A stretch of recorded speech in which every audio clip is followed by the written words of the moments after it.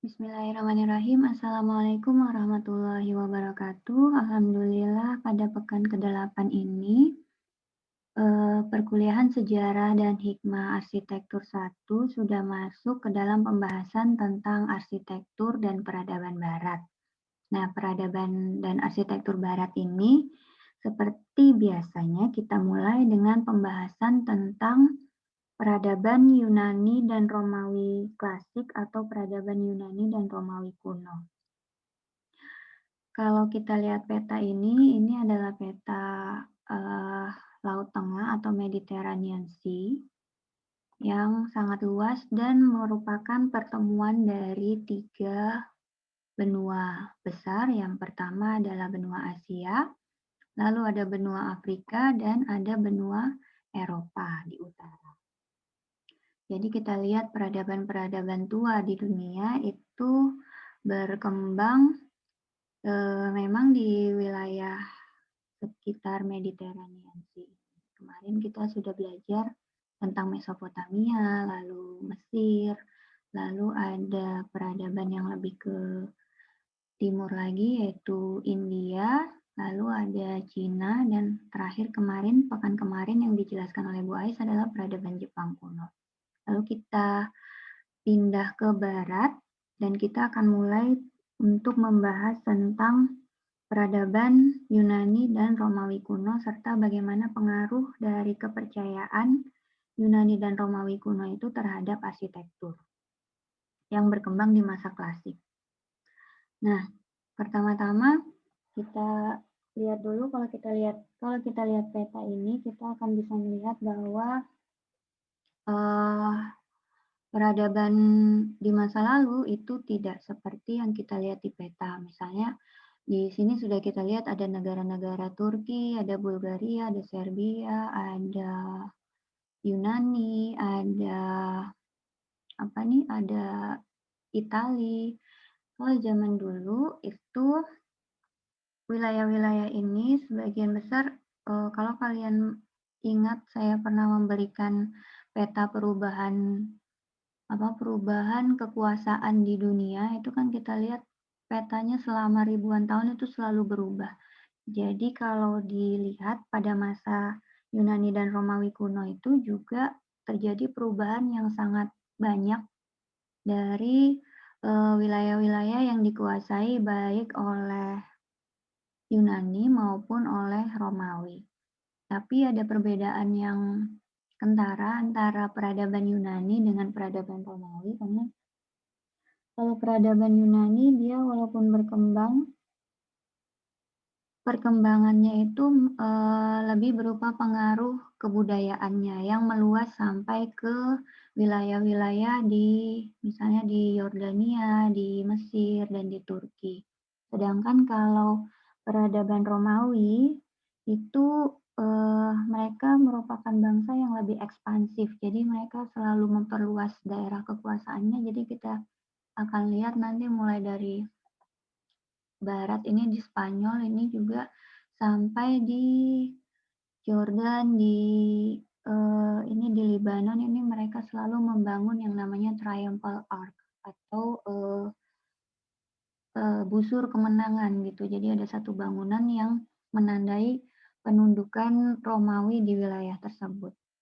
Nah, peradaban Yunani itu terbagi menjadi beberapa masa. Yang pertama adalah peradaban Mykenae. Mykenae itu sebenarnya adalah satu pulau di Yunani, di mana peradaban yang paling awal yang bisa ditemukan oleh para sejarawan itu adalah di kepulauan ini.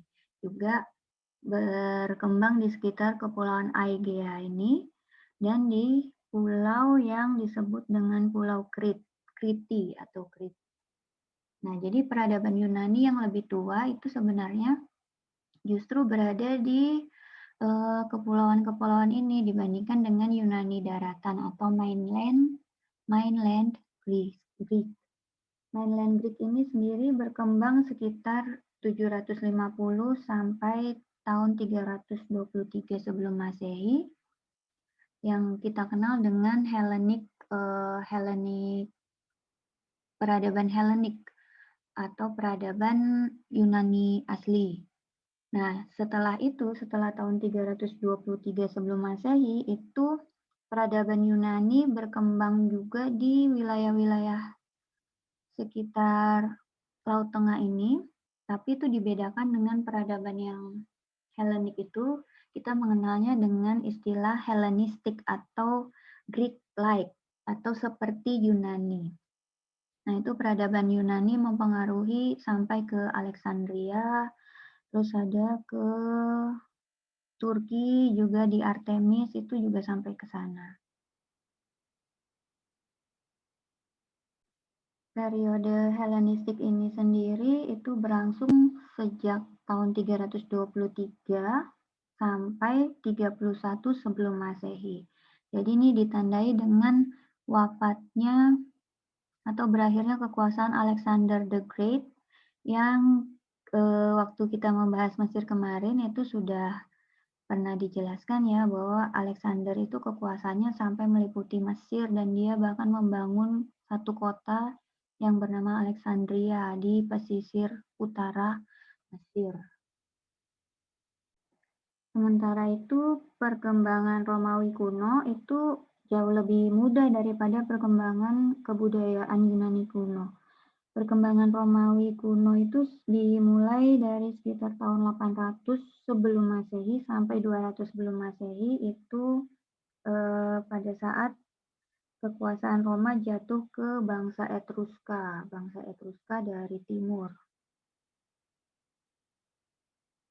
Dan kemudian bangsa Etruska ini lalu orang-orang Roma itu memberontak lalu mengambil alih lagi kekuasaan kota mereka, lalu mereka pada tahun 500-an sebelum Masehi itu mereka memproklamasikan pemerintahan republik. Nah, masa pemerintahan republik di Romawi kuno itu berakhir sekitar tahun 200 sampai 27 sebelum Masehi. Jadi relatif jauh lebih muda daripada peradaban Yunani kuno. Dan Kekaisaran Romawi itu mulai berdiri itu tahun 27 sebelum Masehi sampai 476 Masehi. Jadi Kekaisaran Romawi ini yang kekuasaannya meliputi Romawi Timur dan Romawi Barat yang tahun 395 Masehi itu kekaisarannya terbagi menjadi dua, yaitu Kekaisaran Romawi Timur dan Romawi Barat. Yang Romawi Timur itu nanti minggu depan akan dijelaskan, itu yang kita kenal dengan nama Kerajaan Bizantium. Nah, sampai tahun 476 itu Kerajaan Romawi mencapai kekuasaan yang sangat luas, mulai dari Spanyol, bagian utara dari dari benua Afrika sampai ke Syam dan ke Turki. Jadi kita lihat ini sebagian besar dari benua Afrika, benua Eropa juga dikuasai oleh Kekaisaran Romawi. Nah, pada saat kedatangan bangsa Greek atau bangsa Yunani ke Kepulauan Aegea dan ke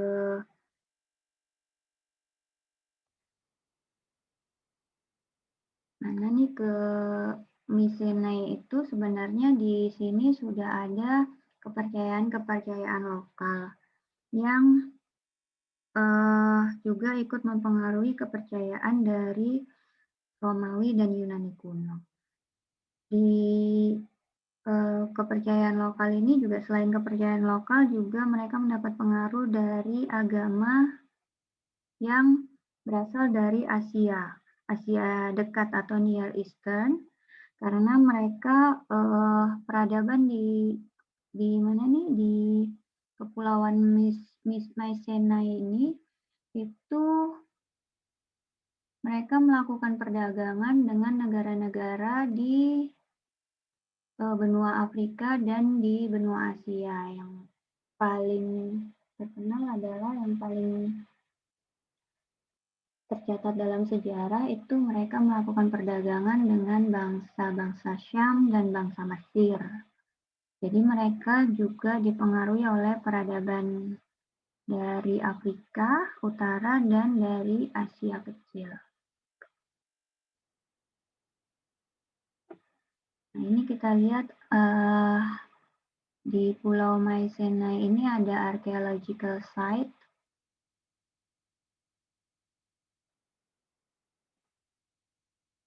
yang masih dipertahankan sampai sekarang. Ini yang paling terkenal ini adalah lukisan atau pahatan berbentuk singa atau yang disebut Lion Gate. Ini yang paling terkenal dari peradaban di Kepulauan Mycenae ini.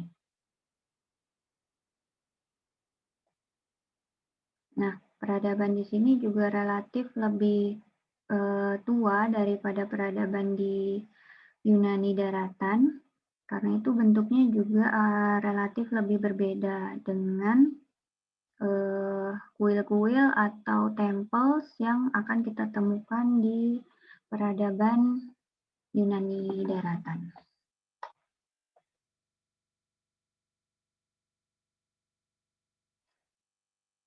Lalu kalau kita lihat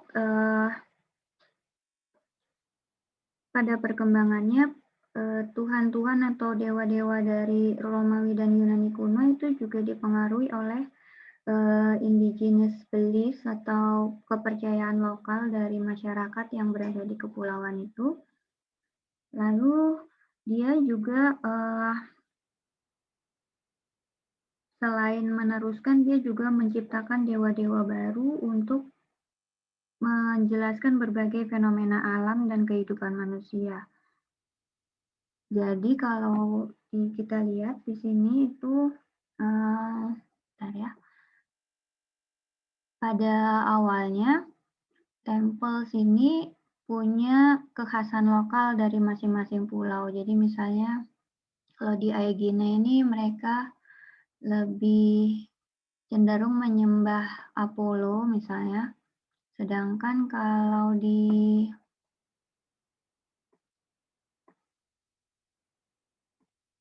ini di wilayah ini tuh yang lebih dominan adalah Hera. Lalu ada juga, di Kepulauan Kriti ini mereka lebih dominan menyembah Zeus, dan Pulau Kriti ini juga disebut sebagai diyakini oleh masyarakat setempat sebagai tempat kelahiran dari dewa Zeus itu. Jadi awalnya dewa-dewa itu bersifat lokal, tergantung pada masyarakat di masing-masing pulau. Tapi dalam perkembangannya,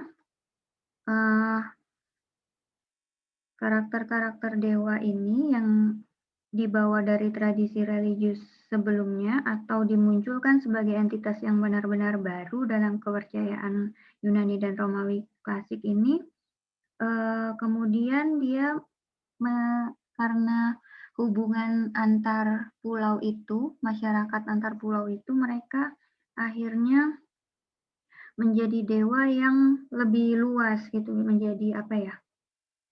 Menjadi saling mempengaruhi satu sama lain. Jadi dewa-dewa itu yang tadinya lokal antar pulau, antar daerah, saling mempengaruhi satu sama lain keyakinan dari masyarakat itu. Nah, karena itu mulai terbentuk struktur ideologis yang membentuk jaringan hubungan dari para dewa itu. Misalnya Zeus itu pada akhirnya dia menjadi dewa utama yang kemudian dia disebut memiliki istri berupa yaitu Dewi Hera atau Dewi perkawinan atau Dewi kewanitaan gitu ya. Selanjutnya ada juga Dewa Kronos. Dewa Kronos ini disebut menjadi ayah dari Zeus, dan Uranus itu merupakan ayah dari Kronos. Jadi mereka membentuk jaringan hubungan para dewa. Dan Gunung Olympus, kalau kita lihat di mana Gunung Olympus,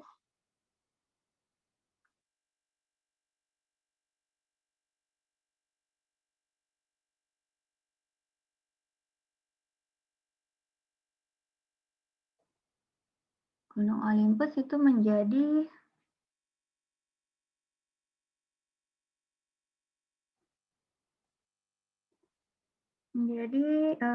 tempat berkumpulnya para dewa. Jadi, dengan adanya lokus untuk berkumpul para dewa itu, terbentuk juga hubungan simbolis antara kekuatan atau power, waktu atau time, dan heaven. Karena Olympia itu atau Olympus itu secara pemaknaan itu diyakini sebagai heaven atau surga, tempat tinggal para dewa. Nah, kemudian rangkaian-rangkaian simbolis ini dia membentuk bingkai kosmik yang diyakini oleh bangsa Yunani kuno dan menjadi menjadi satu rangkaian yang kita kenal dengan mitologi.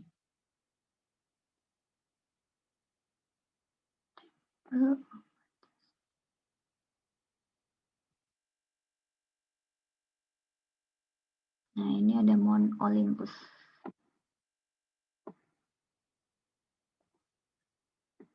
Nah, ini disebut sebagai home of the gods in mythology. Nah, ini Gunung Olympusnya yang merupakan puncak tertinggi di Greece atau di Yunani.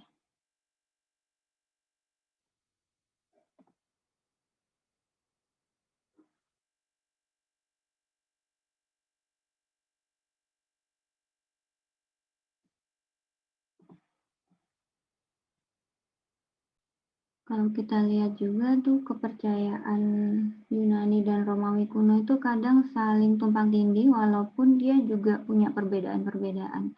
Jadi misalnya kayak dewa-dewa itu, dewa-dewa yang dipercayai di Yunani kuno itu juga terkadang dipercayai di Romawi kuno. Jadi ada tempel Apollo misalnya yang baik di kebudayaan Yunani kuno maupun di kebudayaan Romawi kuno.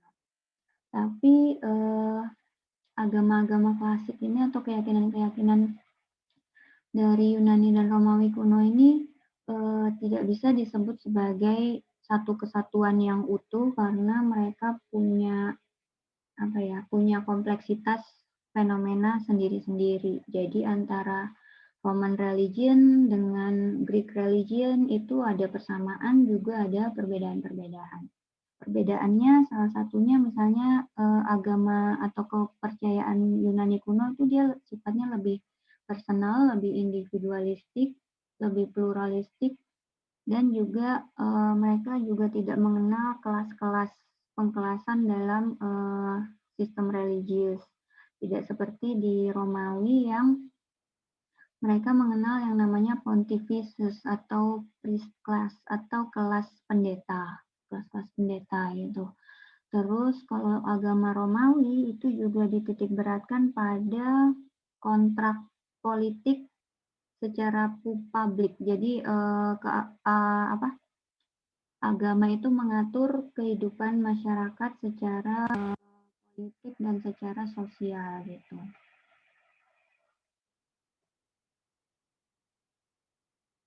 Nah, selanjutnya tadi juga saya jelaskan bahwa mitos itu diciptakan dan lalu diyakini oleh masyarakat untuk menjelaskan berbagai fenomena alam dan kehidupan manusia.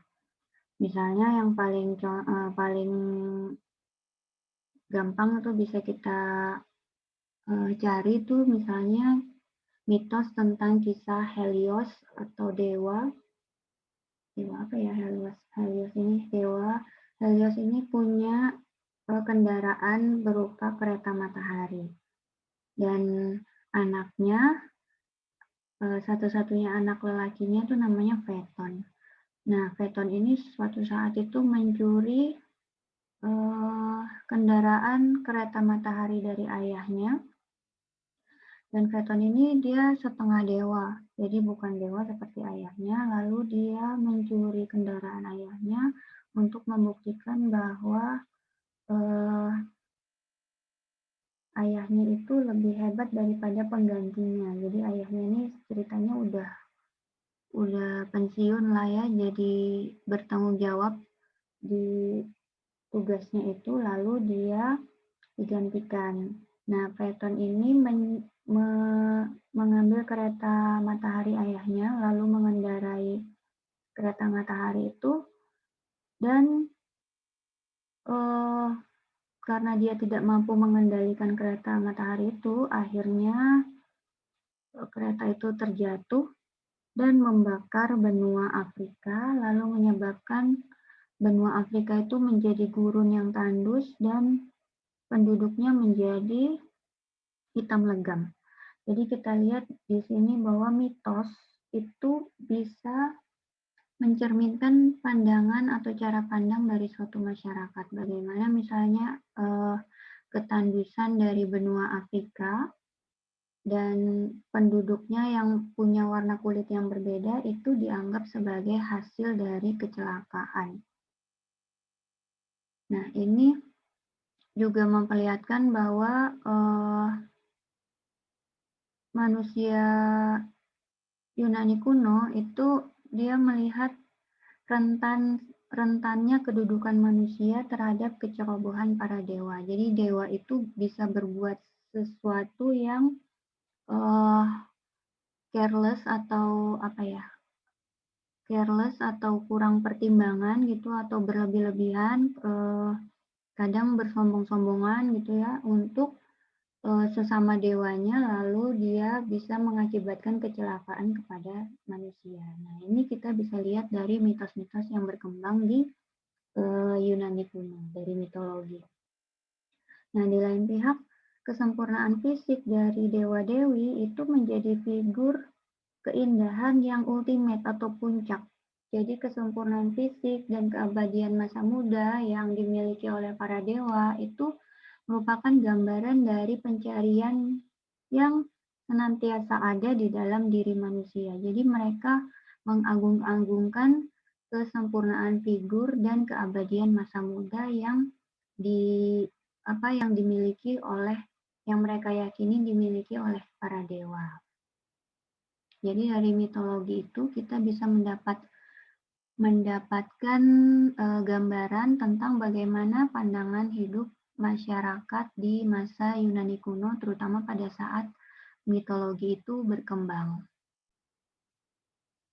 Lalu bagaimana dengan keruntuhan atau kemunduran dari mitologi atau keyakinan terhadap mitos itu sendiri di dalam peradaban Yunani dan Romawi kuno? Itu decay atau kemunduran atau kejatuhan atau keruntuhan dari keyakinan mistis atau keyakinan terhadap mitologi itu karena dalam perkembangannya mitologi itu akhirnya mendapatkan tantangan dari kesadaran manusia pada saat itu. Dan kesadaran ini sangat mungkin itu tidak hanya berasal dari masyarakat Yunani Romawi kuno sendiri, tapi juga diakibatkan adanya pertukaran kebudayaan dengan masyarakat di wilayah-wilayah lain di sekeliling Mediterranean Sea itu. Nah, kesadaran manusia pada saat itu perkembangan kesadaran manusia saat itu menyebabkan mitologi itu dianggap tidak lagi mampu menjawab permasalahan-permasalahan manusia yang semakin kompleks. Dan dewa-dewa itu mulai digambarkan di dalam drama-drama dan puisi-puisi mereka itu sebagai perumpamaan manusia yang sering berubah-ubah atau labil, suka bertengkar antara sesamanya, picik, dan memiliki pemahaman yang dangkal atau terbatas. Jadi drama-drama yang berkembang pada masa akhir dari perkembangan mitologi itu mulai mengisahkan hidup manusia yang penuh tragedi, kekacauan, penebusan dari kesalahan-kesalahannya, dan pengorbanan-pengorbanannya. Kalau kita lihat ada cerita Sisyphus, Sisyphus itu ada figur yang dia mendorong batu dari bawah bukit sampai ke atas bukit, lalu didorong lagi ketika sudah sampai di atas itu didorong lagi ke bawah, begitu seterusnya. Kalau tidak salah itu dia dihukum oleh dewa atau gimana gitu. Tapi itu intinya dia menceritakan kehidupan manusia yang penuh tragedi, kekacauan, pengorbanan, dan penebusan dari kesalahan-kesalahan. Ada juga Oedipus. Oedipus ini mitologi tentang raja, salah satu raja di Yunani, di Thebes, yang dia membunuh ayahnya sendiri lalu menikahi ibunya. Nah, ketika hubungan incest ini atau hubungan sesama darah ini terbongkar, ibunya lalu gantung diri, dan Oedipus itu sendiri dia memutuskan untuk membutakan matanya sendiri. Nah, itu kelihatan bahwa kehidupan manusia dari drama-drama yang dipentaskan di amfiteater di Yunani ini, mereka sangat banyak drama dan banyak artis, banyak juga penyusun kisah-kisah yang dalam perkembangannya itu ketika awalnya dia menceritakan para dewa, pada akhirnya mereka lebih memilih untuk mengisahkan hidup manusia sendiri yang penuh tragedi itu tadi.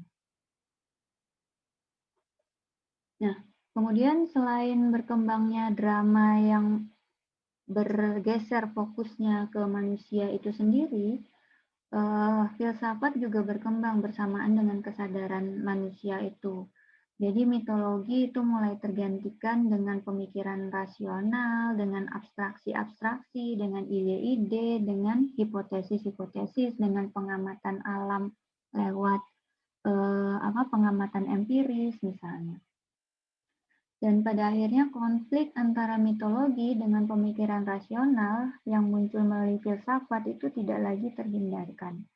Bahkan Plato juga menyadari bahwa konflik itu merupakan disebutnya sebagai fajar bagi terbitnya krisis sosio-religius yang menjadi fondasi bagi peradaban barat modern hingga saat ini. Jadi pertentangan antara mitologi dan sekarang pertentangan antara agama secara umum dengan pemikiran yang dibatasi pada pemikiran rasional itu sampai sekarang menjadi fondasi dari perkembangan peradaban barat. Dan ini disimbolkan dengan kematian Socrates. Socrates itu sebenarnya adalah guru dari Plato. Nah, lalu selain itu juga ada urbanisasi yang besar-besaran, terus ada terciptanya kota-kota yang besar yang menjadi lokus atau pusat bagi kreativitas intelektual, pertukaran budaya, perdagangan, militer, sains, dan teknologi. Semuanya ini itu berkontribusi pada bergesernya zaman mitologi di Yunani dan Romawi ke zaman metafisika dengan berkembangnya filsafat dan ilmu pengetahuan. Bahkan sains itu pada awalnya juga merupakan bagian dari filsafat sebelum dalam perkembangannya saat ini kita tahu filsafat itu dibatasi pada hal-hal yang metafisik, sedangkan bahkan sekarang itu filsafat juga tidak bisa lagi terlalu banyak bicara tentang metafisik ya, tapi tentang pemikiran rasional, lebih kepada pemikiran rasional. Sedangkan sains ini dulunya merupakan bagian dari filsafat, sekarang itu sudah menjadi satu bidang ilmu tersendiri. Nah, kehilangan keyakinan terhadap mitologi ini juga berakibat pada keterasingan dan kesendirian manusia di alam. Karena manusia itu kalau dia kehilangan pandangan tentang Tuhan dan kehidupan di masa yang akan datang, di kehidupan di dunia, kehidupan selanjutnya setelah kehidupan di dunia itu manusia itu akan kehilangan makna hidup dan ujung-ujungnya mereka akan tadi seperti drama-drama mereka itu hidupnya berujung pada tragedi. Karena itu saat ini kita bisa melihat bahwa peradaban barat modern yang kita lihat sekarang itu adalah peradaban yang berkembang berdasarkan filsafat, bukan berdasarkan agama. Dan sejak zaman Yunani ini, agama atau keyakinan apapun yang dianggap tidak sejalan dengan pemikiran rasional dalam pandangan mereka, itu disingkirkan dari kehidupan publik dan dibatasi hanya pada kehidupan privat. Nah, filsafat yang berkembang itu hingga saat ini meneguhkan paham humanisme, di mana manusia dipertuhankan dan Tuhan dimanusiakan, atau kalimat yang terkenal itu man is deified and deity humanized. Manusia dipertuhankan atau didewakan, sedangkan Tuhan dimanusiakan. Jadi dibalik antara manusia sebagai makhluk dengan Tuhan sebagai pencipta.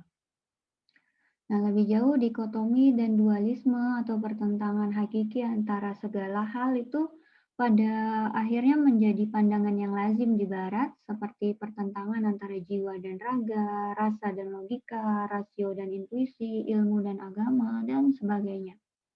Karena pertentangan ini, hidup itu dipandang sebagai sesuatu yang tragis karena penuh dengan pertentangan antara jiwa dan raga itu bertentangan, antara rasa dan logika itu juga bertentangan dan tidak bisa disatukan. Jadi pandangan dikotomis itu menganggap dua hal ini merupakan pertentangan yang mutlak. Sedangkan kalau di dalam Islam kita tahu antara jiwa dan raga itu punya makomnya sendiri-sendiri, punya hierarkinya sendiri-sendiri, di mana jiwa akali itu harus memimpin jiwa hayawani gitu ya.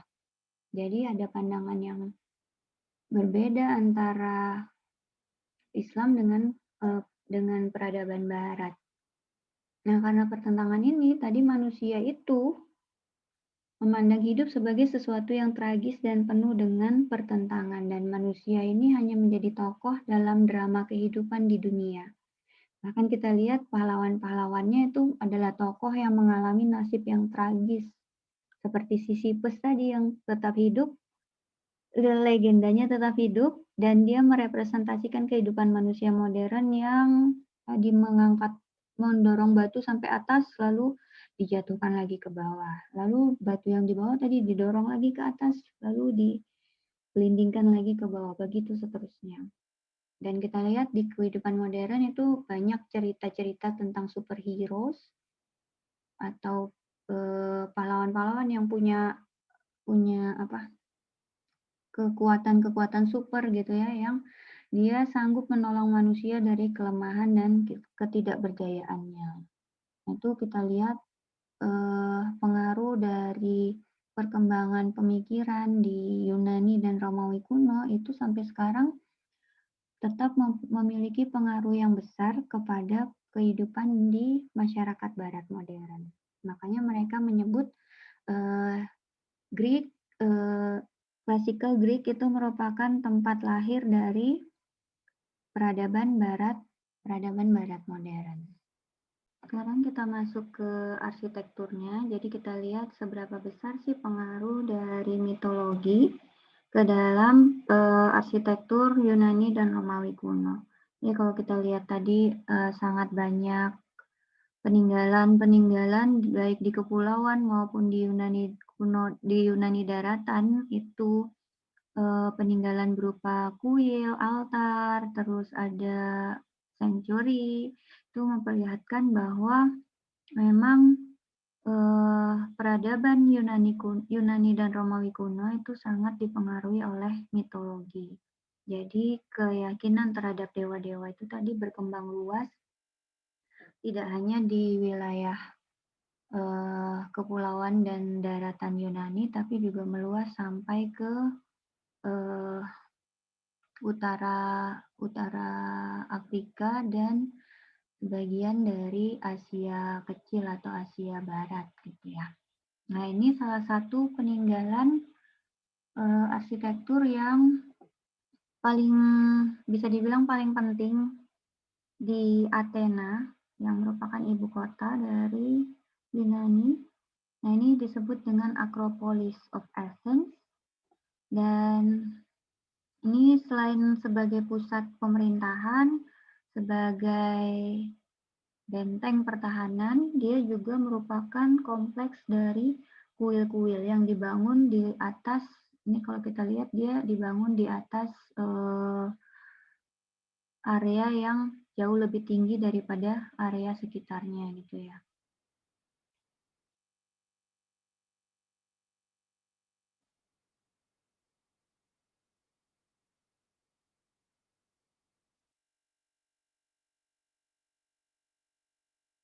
Nah, Akropolis itu berasal dari kata akros. Akros itu highest, artinya the highest atau tinggi. Polis itu sendiri artinya adalah kota. Jadi dia adalah bagian tertinggi dari kota yang merupakan benteng, tadi juga tempat perlindungan bagi warga kota. Dan Akropolis ini sebenarnya biasanya dia dibangun di tempat-tempat yang tinggi, di puncak-puncak bukit di setiap kota yang merupakan kota yang dipengaruhi oleh Yunani kuno. Dan ini berkembang juga menjadi tempat bagi kuil dan bangunan-bangunan pabrik. Nah, Akropolis di Athena ini adalah Akropolis yang paling terkenal dan di dalamnya ini terdapat kuil Parthenon atau kuil untuk yang merupakan persembahan bagi Dewi Athena atau Dewi Kebijaksanaan. Parthenon. Nah, di sini ini ya. Letaknya kita lihat itu terletak di atas bukit dan masih sangat well preserved atau sangat baik dipertahankan. Kita lihat selalu dijaga. Nah, ini kita lihat struktur utamanya adalah Doric order. Doric order ini kalau kita tahu di Yunani kuno itu dia punya 3 order atau tiga struktur kolom dan pedestal. Yang pertama yang paling sederhana itu adalah Doric order ini. Doric order ini terdiri dari bagian kepala ini atau capital yang bentuknya sederhana. Lalu ada kolomnya yang terdiri dari batu-batu yang dipahat dengan ukuran yang kelihatannya sama tapi sebenarnya dia mengecil ke atas nih. Tapi ukurannya masih relatif besar-besar dan jaraknya pun antar kolom itu pendek atau dekat jarak antar kolomnya. Lalu di sini ada sebenarnya ini ada entablatur ya. Entablatur itu kayak apa sih?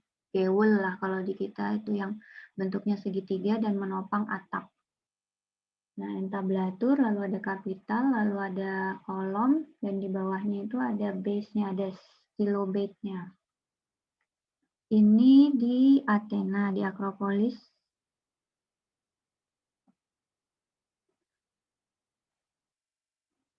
Nah, di sini juga ada banyak bangunan, ada amphitheater. Kita lihat, ini ada. Nah, ini Parthenon. Ini adalah kuil dari Dewi apa tadi? Dewi Athena ya. Dewi Athena yang merupakan Dewi Kebijaksanaan. Parthenon ini terdiri dari Doric order. Kita lihat kolomnya tuh besar-besar dan jarak antar kolomnya rapat-rapat. Itu kolom Doric ini merupakan jenis kolom yang tertua dan paling sederhana dan dia berkembang di daerah Yunani daratan. Nanti selain ini ada kolom Ionic order, itu berkembang di wilayah kepulauan, tapi kita bisa juga lihat di salah satu bagian di Akropolis Athena ini yang dia juga menggunakan Ionic order. Ini Ionic order. Ionic order ini capitalnya itu kelihatan seperti volute atau kerang, berbentuk seperti kerang karena dia berasal dari wilayah Yunani kepulauan itu tadi. Dan ini dia kolomnya lebih langsing dan lebih tinggi daripada kolom Doric itu tadi. Dan dia juga memiliki base. Sedangkan kalau Doric tadi dia tidak memiliki base atau dasar kolom gitu ya. Nah, ini entablatur dan ini di atasnya juga seperti biasa ada yang kita sebut dengan apa tadi?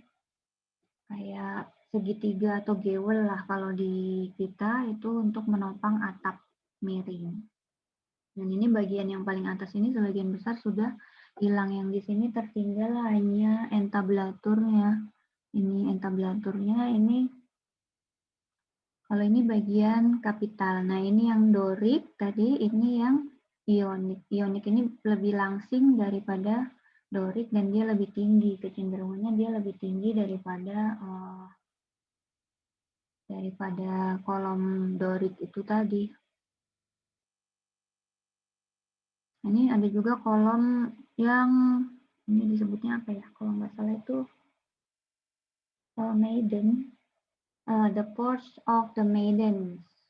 The Pores of the Maidens. Jadi ini kayak figur perempuan yang menopang kolom yang dibentuk dengan figur perempuan yang menopang entablaturnya ini tadi.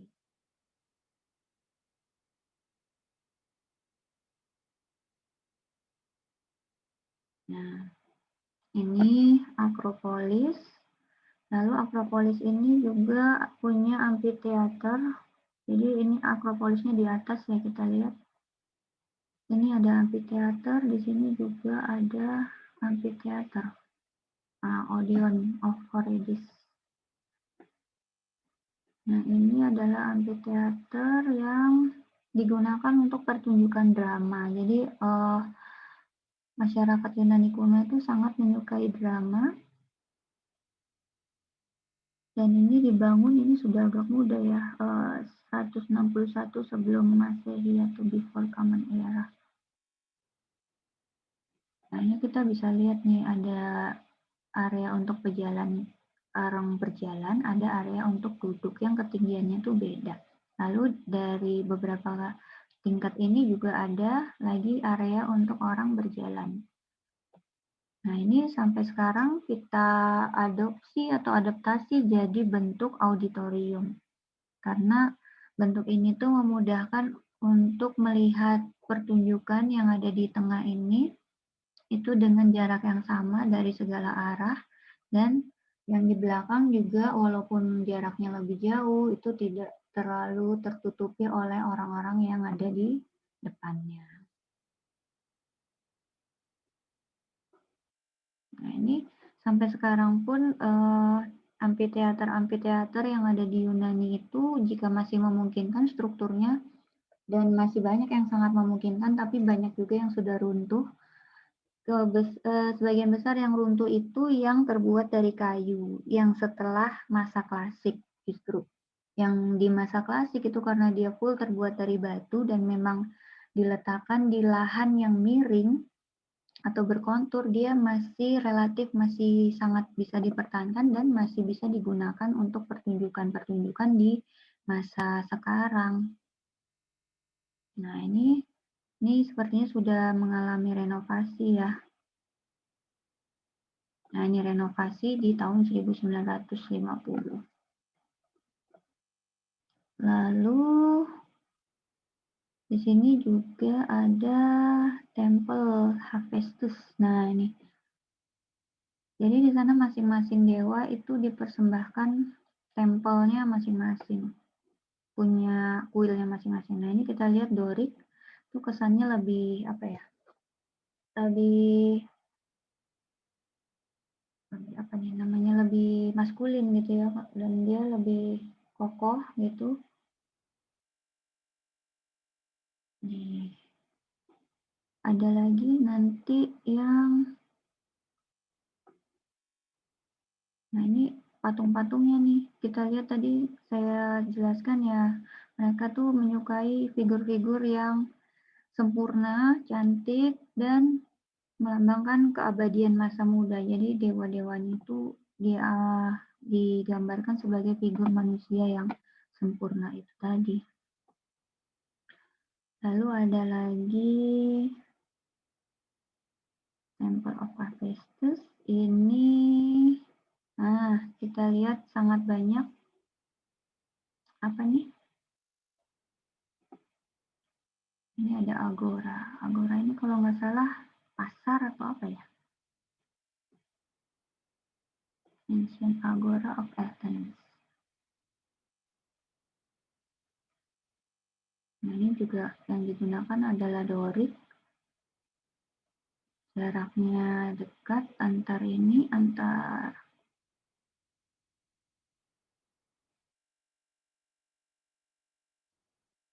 Ini altar of Aphrodite Urania. Altarnya ini digunakan oleh para pendeta untuk mempersembahkan misalnya kayak hewan suci atau ada upacara-upacara keagamaan itu persembahannya itu biasanya dilakukan di altarnya ini tadi.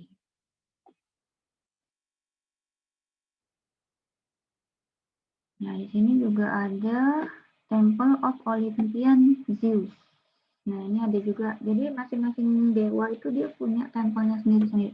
Nah, ini adalah contoh dari kolam Korintian. Jadi Korintian ini sebenarnya banyak dipergunakan pada periode Helenistik justru ya, bukan pada periode Helenik. Tapi di sini kita juga bisa lihat ada kolam Korintian di kompleks di Athena itu tadi, di kuil Zeus. Nah, ini kapitalnya atau kepala kolomnya itu lebih rumit.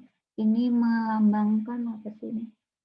Bentuknya seperti lonceng, lebih 3 dimensi daripada yang ionik tadi kan lebih 2 dimensi ya. Kalau ini lebih 3 dimensi karena dari segala arah itu dia menyenangkan untuk dilihat gitu, estetis untuk dilihat. Lalu ini bentuknya seperti lonceng membuka ke atas dan dilapisi daun akanthus. Jadi ini tuh sebenarnya adalah daun-daun gitu, daun-daun akanthus yang sudah 3 dimensi. Nah ini, tapi ini juga pedestalnya, pedimennya juga sudah hilang, kornisnya juga sudah hilang, ini tinggal frieze-nya atau tadi apa, baloknya yang bisa kelihatan. Ini juga kelihatan bahwa dia jauh lebih langsing dan lebih tinggi daripada kolom ionik dan kolom dorik itu tadi. Jadi kelihatan apa ya, proporsinya antara tinggi dan besar kolomnya itu memperlihatkan bahwa kolom ini, kolom-kolom Korintian ini jauh lebih langsing daripada kolom dorik dan kolom ionik. Oke.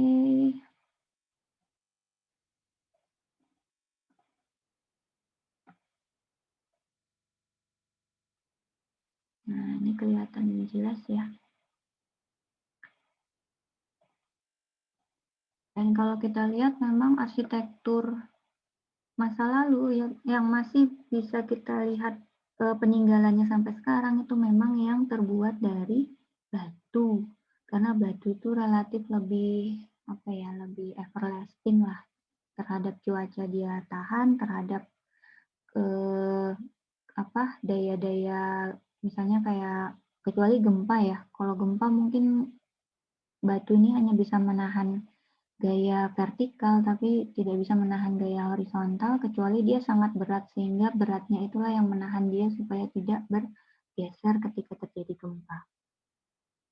Ini Parthenon, lalu ini Athena. Nah ini kita lihat juga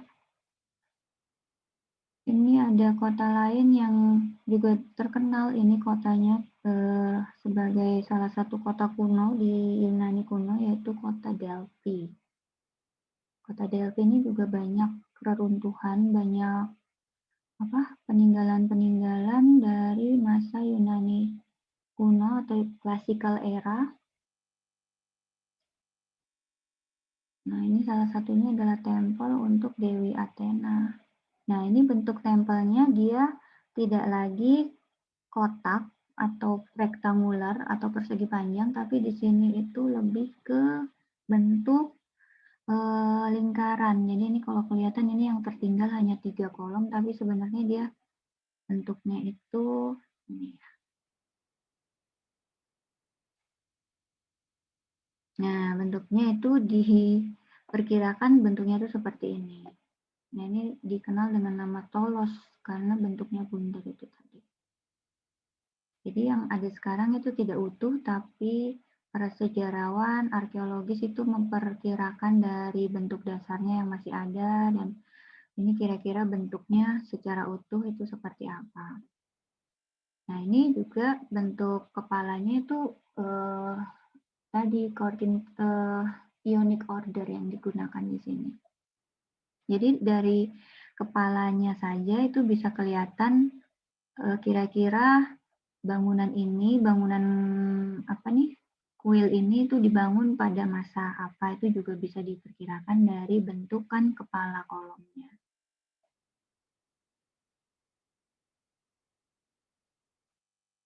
Nah, ini kita lihat pengaruh Yunani itu sampai di mana nih? Nah, ini di Italia juga ada pengaruh Yunani kuno. Jadi antara Yunani dan Romawi itu karena kepercayaannya juga dia ada kesamaan, selain juga ada perbedaan, itu dia juga tempel-tempel yang sejenis itu bisa ditemukan di Italia. Walaupun Italia pada masa selanjutnya itu lebih diduduki oleh bangsa Romawi ya, bangsa Etruska itu tadi. Nah, ini juga gaya-gayanya yang sama kita bisa lihat di peninggalan Yunani kuno di wilayah kekuasaan Romawi. Ini Temple of Neptunus. Neptunus itu dewa apa? Dewa laut ya, kalau nggak salah. Nah, ini Temple of Apollo di Didima. Didima itu sudah masuk wilayah Turki kalau sekarang. Nah, sampai ke timur dan sampai ke barat. Nah, ini kita lihat juga rata-rata tuh bentuknya ya masih sama, kolom-kolomnya terbuat dari batu, lalu ordernya kalau tidak Dorik, Ionik, ya Korintian. Juga banyak figur dewa-dewa.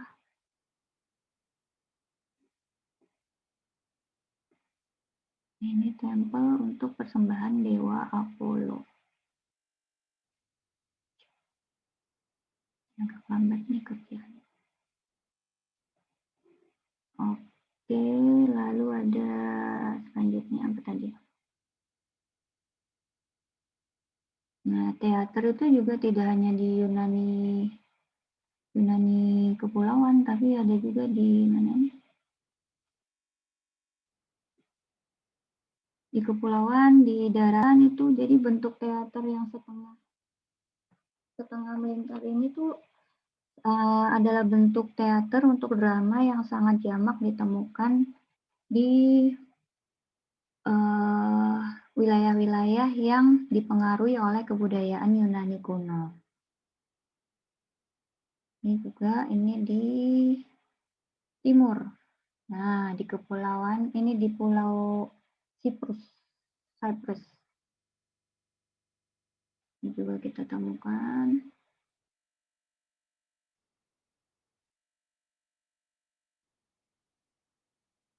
Nah, ini tempelnya tadi sampai ke Italia.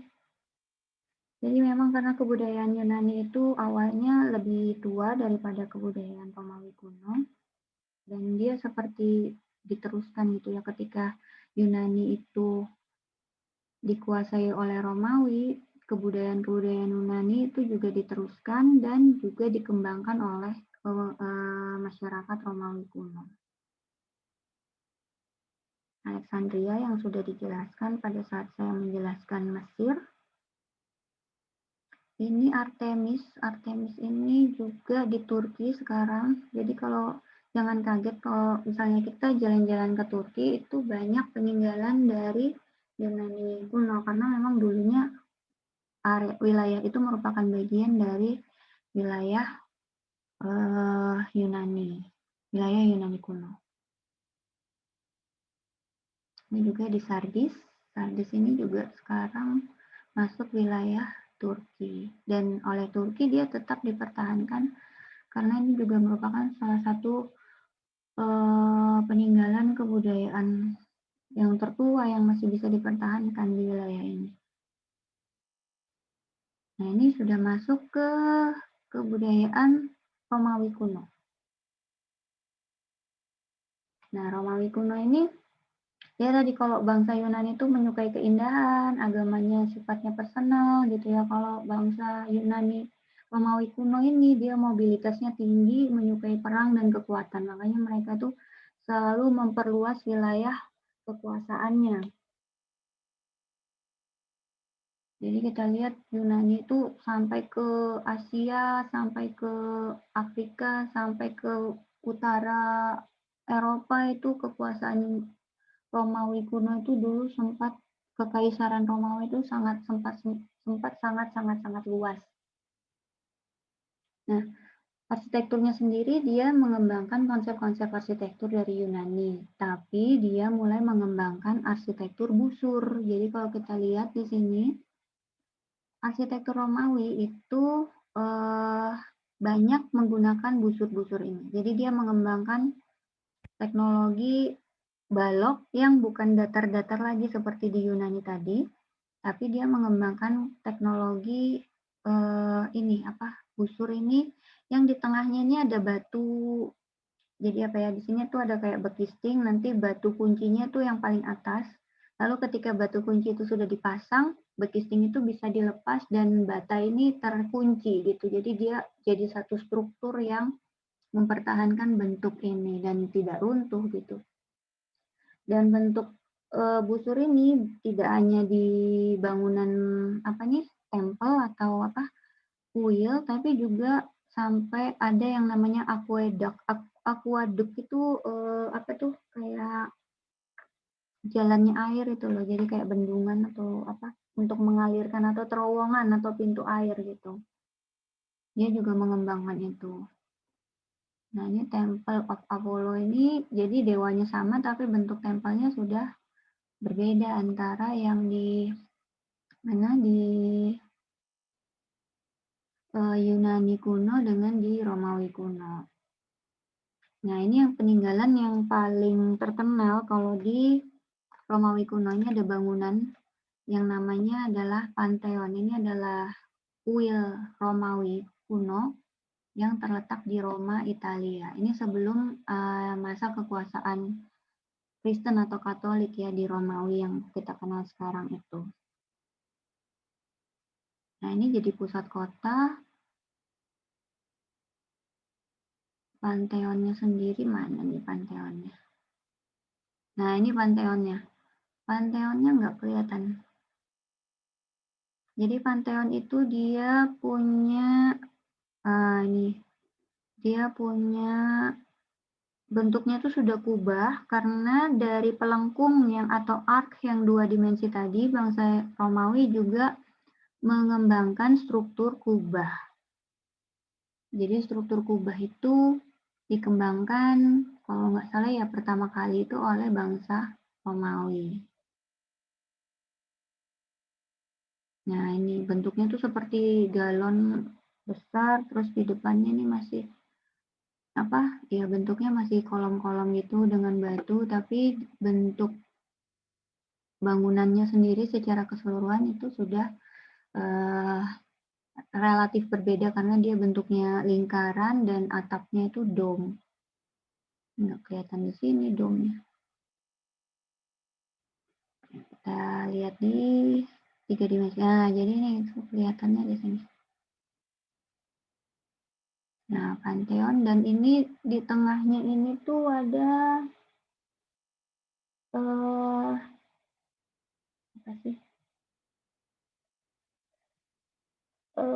Apa tuh? Rotunda, dome dari Rotunda. Oculus namanya, yang di tengahnya Oculus. Jadi bukaan yang melingkar yang berdiameter 8,5 meter diameternya dari ujung sini ke sini. Dan ini adalah satu-satunya sumber cahaya untuk interior dari bangunan kuil Pantheon ini tadi. Nah, ini dibangun oleh Kaisar Hadrian tahun 118 dan selesai tahun 128 Masehi. Jadi ini masih relatif muda ya karena sudah masuk ke Masehi. Lalu dom ini nggak kelihatan dalamnya ya, jadi nanti aja lah. Selanjutnya, jadi kita lihat ada perkembangan dari arsitektur Yunani kuno yang lurus-lurus gitu ya, yang atapnya miring tapi seperti pelana.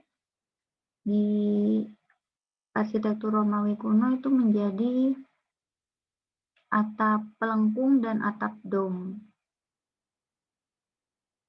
Pantheon, lalu kita masuk ke pusatnya di Roman Forum. Nah, ini kalau kita lihat ini Roman Forum ini satu ruang terbuka untuk pertemuan publik. Jadi pada akhirnya toko-toko dan kuil itu dibangun sekelilingnya, sedangkan forum ini menjadi pusat pemerintahan. Dan di tengahnya itu zaman dahulu itu ada panggung terbuka untuk pembicara. Jadi apa tuh? Untuk orang berdebat, untuk orang berbicara, untuk misalnya kayak mungkin ada unjuk rasa juga ya zaman dulu. Nah, ini tempatnya ini di Roman Forum ini.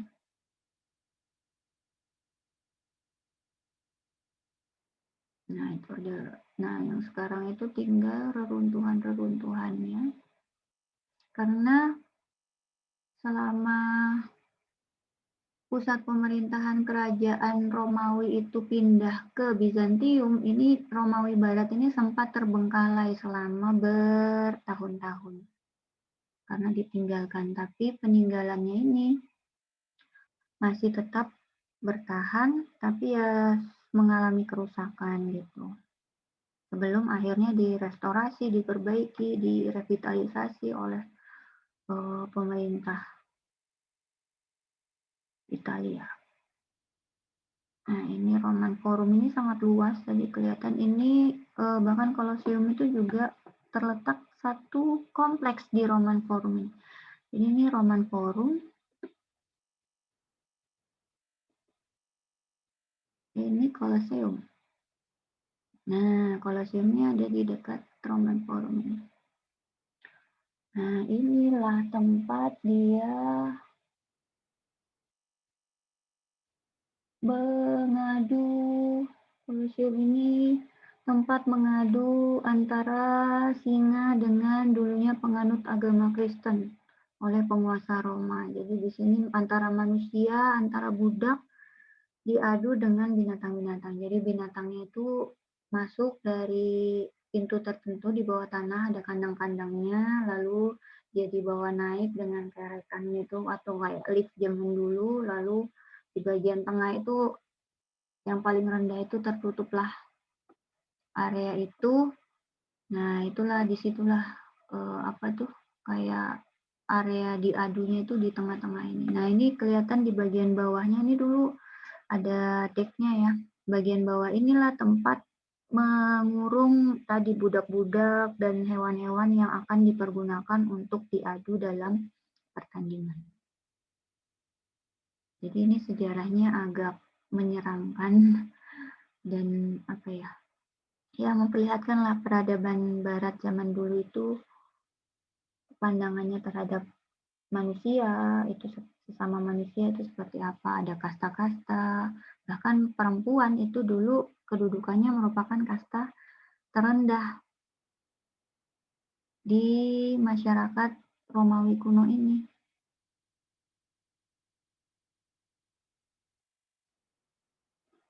Nah, ini Colosseumnya. Kalau kalian sempat ke sana ya main-main lah di Colosseum ini. Nah, Colosseum di Roma ini dibangun tahun 70 sampai 82 Masehi. Nah, dan dikenal itu karena ya pelengkungnya itu tadi ini sampai beberapa tingkat ya. Multi level dan dia terbuat dari beton. Jadi beton itu mulai dikenal di peradaban Romawi. Disebut sebagai Colosseum karena pernah terdapat patung Nero yang sangat besar di dekatnya.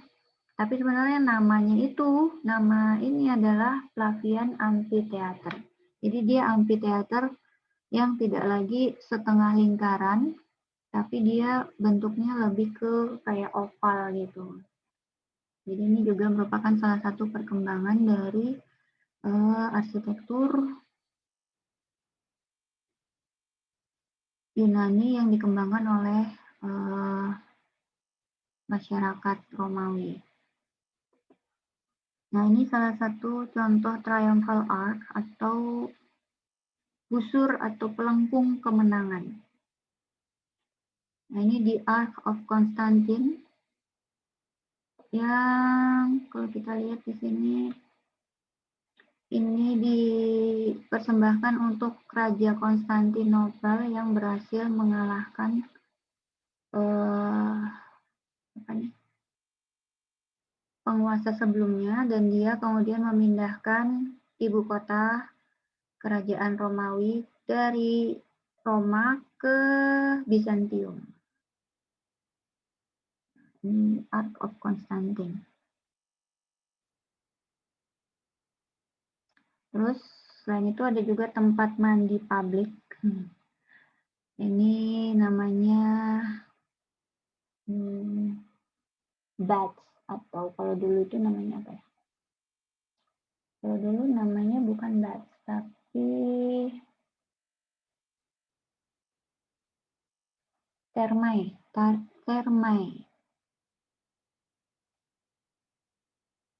Jadi ini adalah tempat mandi umum. Ini udah nggak kelihatan ya.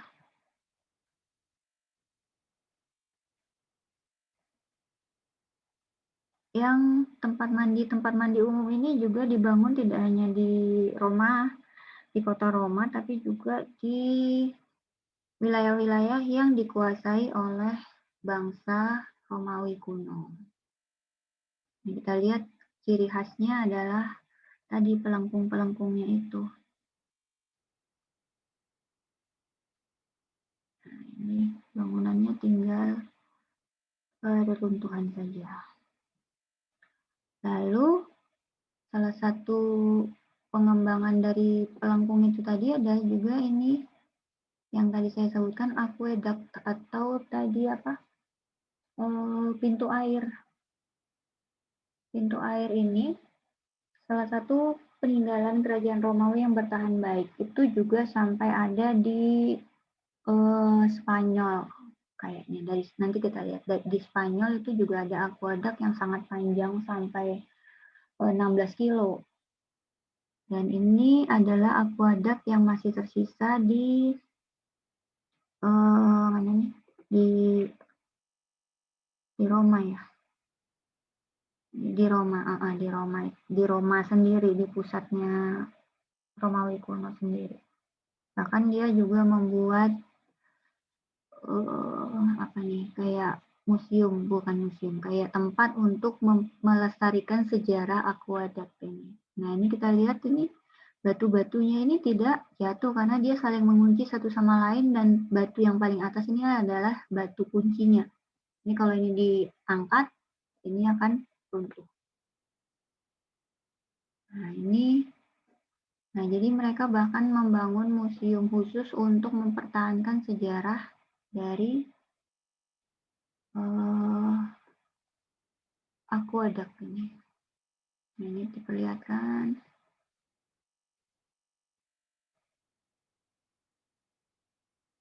bagaimana cara membangunnya, terus kira-kira di masa lalu itu masyarakat itu mempergunakan untuk apa, itu diperlihatkan semua di museum aqueduct ini.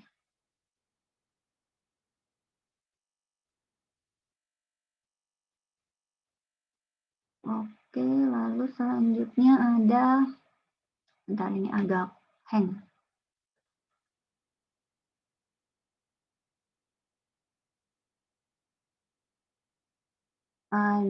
Nah ini aqueduct terbesar yang masih bertahan baik, justru bukan di Roma tadi, karena di Roma tadi tinggal sebagian-sebagian. Ini justru di Spanyol. Nah, ini kita lihat dari ujung sini sampai dia memanjang sepanjang 16 km.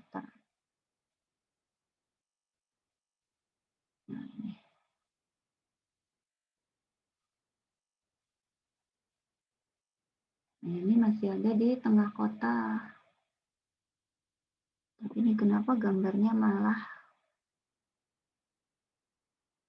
gambar aku ada, mungkin dia kelihatan ya.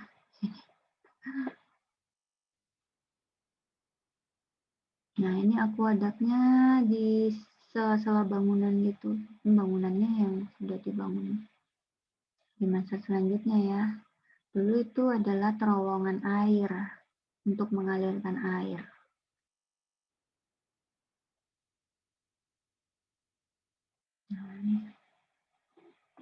Jadi pengaruhnya akueduk itu sampai ada di Segovia ini di Spanyol.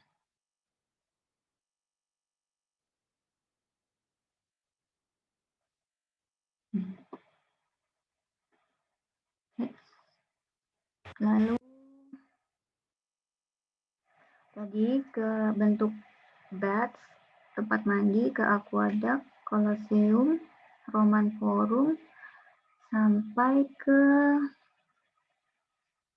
templesnya juga dipengaruhi oleh bentuk pelengkung-pelengkung itu tadi.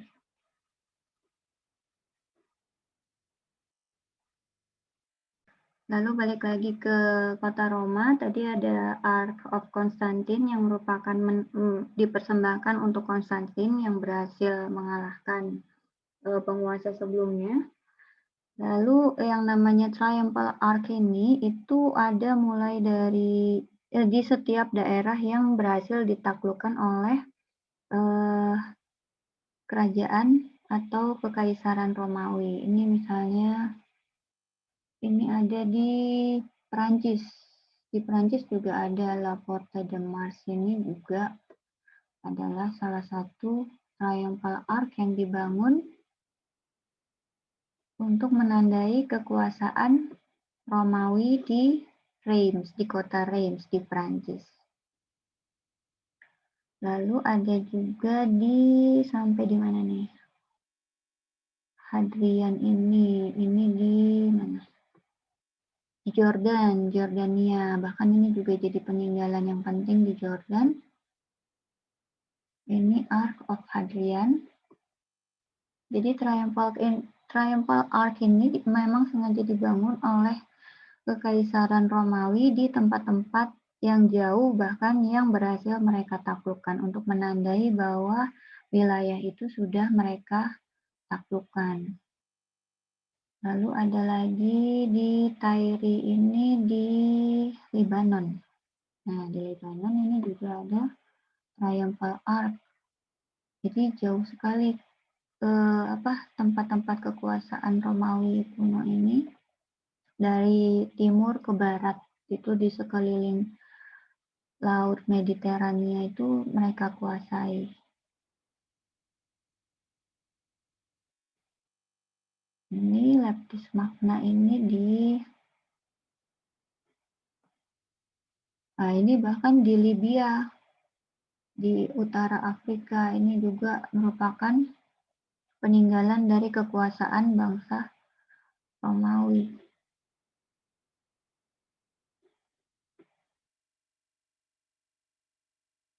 Dan juga masih dipertahankan sampai sekarang. Jadi kalau kita berjalan-jalan, traveling ke sekitar wilayah Laut Mediterania, mulai dari timur sampai dari Turki sampai Spanyol, Mesir, terus di Syam, Palestina, Syria, itu kita akan menemukan banyak peninggalan dari Yunani dan Romawi kuno. Ini namanya Leptis Magna. Leptis Magna. Lalu ada juga sejarah yang penting di Italia itu Mount Vesuvius. Mount Vesuvius ini adalah gunung api di Italia yang dia pernah meletus sangat besar dan mengakibatkan kota kuno Pompei itu tertutup oleh abu dan awan beracunnya.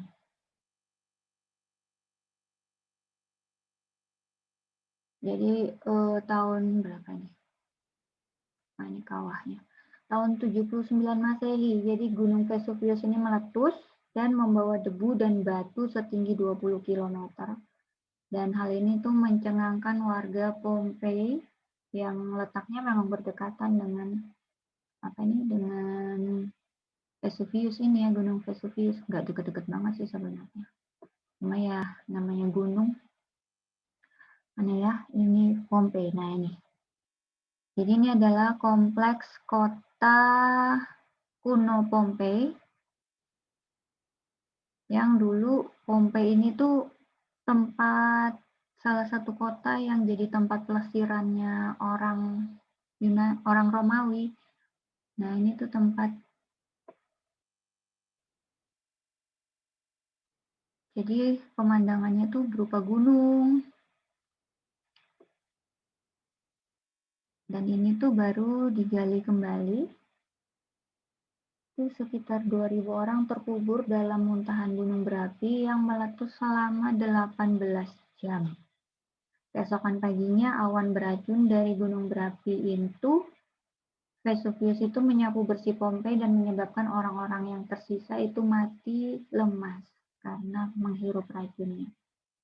Dan walaupun letusan telah berakhir, namun debu tetap menimpa kota Pompei selama berhari-hari hingga akhirnya kota itu benar-benar terkubur. Dan uniknya karena kejadiannya itu sangat cepat, timbunan abu dan batu sedalam itu justru mempertahankan bentuk-bentuk struktur kota Pompei.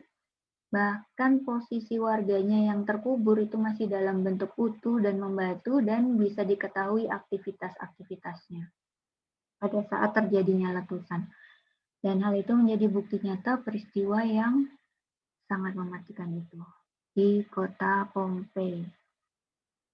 Nah, ini hasil dari digalinya kembali kota Pompei. Jadi masih utuh gitu ininya, peninggalan-peninggalannya, bahkan manusia-manusianya yang tidak sempat melarikan diri itu masih ada di kota itu. Nah, ini sejarah dari kota Pompei. Dan sekarang kok ini bagian dari kota kunonya, tapi di sekelilingnya itu sudah banyak kota perkembangan yang baru ya, dengan kota yang ini. Karena Pompei ini kita lihat, dia berada di tepi laut sekaligus dia punya pemandangan ke Gunung Vesuvius. Jadi dia sangat sangat menarik untuk menjadi tempat pelesiran lah pada saat itu. Dan kita tahu sendiri yang namanya peradaban Yunani Romawi kuno itu, karena mereka menganggap perempuan itu kelas rendahan, jadi mereka sebagian itu memilih berhubungan atau menjalin hubungan dengan sesama laki-laki, dan itu ada buktinya di reruntuhan kota Pompei ini. Jadi itu sejarah dari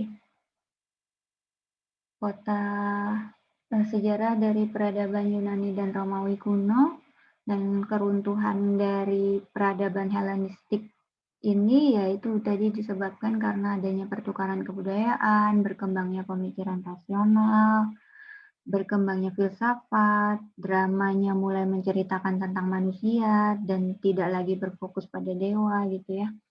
Nah, itu menyebabkan terjadinya pergeseran peradaban dari peradaban mythical atau mitologi menjadi peradaban yang dilandaskan pada filsafat. Dan itu masih dipertahankan sampai sekarang, pemisahan antara kepercayaan dengan pemikiran rasional itu yang disebut dengan dualisme itu tadi, dan masih bisa kita lihat sampai peradaban barat yang di masa sekarang. Sekian, kurang lebihnya saya mohon maaf. Assalamualaikum warahmatullahi wabarakatuh.